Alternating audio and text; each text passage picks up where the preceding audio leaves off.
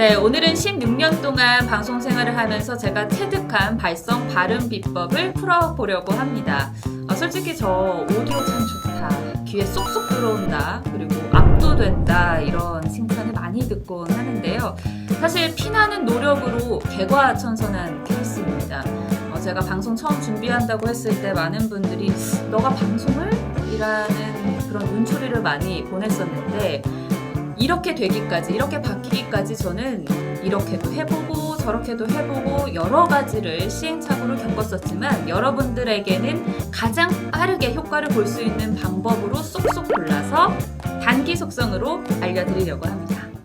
자, 첫 번째, 자음 받침 2개만 확실히 하자. 보통 발음 잘하는 법을 이야기할 때 모음 발음을 확실하게 이야기하라고 하거든요. 이게 기본이고 가장 빠르게 좋아질 수 있는 방법이기도 합니다. 아, 에, 이, 오, 우 이렇게 입을 크게 벌리면서 말하면 되기 때문에 사실 대부분 90%는 목표 달성하는데 크게 어렵지 않습니다.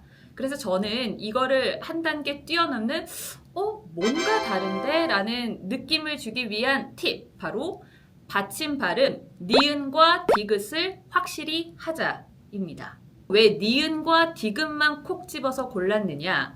니은과 디귿은 발음을 하려면 혀끝이 이 치아의 앞니의 뒷부분을 정확하게 닿고 내려와야 합니다. 근데 이게 불편하거든요. 그래서 많은 분들이 쉽고 편하게 발음을 하다 보면 제대로 소리가 나지를 않습니다. 자, 그럼 우리가 처음 보는 사람에게 가장 많이 하는 말로 해보겠습니다. 우리 처음 보는 사람에게 어떻게 하죠? 우리 PD님? 안녕하세요. 다시? 안녕하세요. 네. 이렇게 니은 받침을 제대로 하지 않으면 안녕하세요, 반갑습니다 이렇게 됩니다. 근데 앞서 말했듯이 모음 발음을 열심히 한다고 입을 크게 벌립니다. 그런데 자음 받침을 제대로 하지 않으면 안녕하세요, 반갑습니다 이렇게 됩니다. 하지만 입을 크게 벌리지 않고도 니은 받침만 정확하게 하면 안녕하세요, 반갑습니다 이렇게 명료도가 달라집니다. 소리가 좀 더 꽉 차게 들리죠. 그리고 가장 많이 실수하고 가장 많이 힘들어하는 발음이 바로 이건데요. 자, 우리 외국인들이 한국에 놀러 오면 그분들을 뭐라고 이야기를 하죠? 관광객. 다시 한번? 관광객.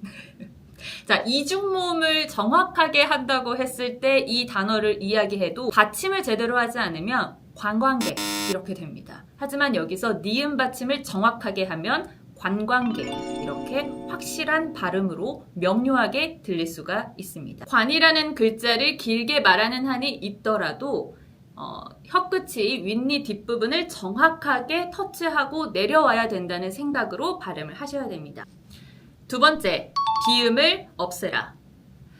원래 모든 소리는 호흡을 내뱉으면서 나옵니다. 그런데 앵앵거리는 목소리, 애기 같은 목소리를 내는 분들은 소리가 코를 한번 울리고 나옵니다. 사실 제가 그랬습니다.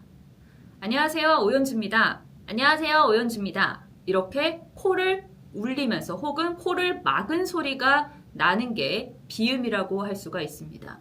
그런데 제가 하도 주변 사람들이 너 코맹맹이 소리 고쳐라, 비음을 고쳐라 하는데 당최 이 비음이 뭔지를 모르겠는 거예요. 내가 어떻게 소리를 내는지를 모르겠는 거죠. 그럴 때 제가 알 수 있는 방법을 하나 체득했습니다. 바로 코를 막고 말하기입니다. 니은, 미음, 이응은 비강을 울려야, 그러니까 코를 한번 울리고 나오는 소리입니다.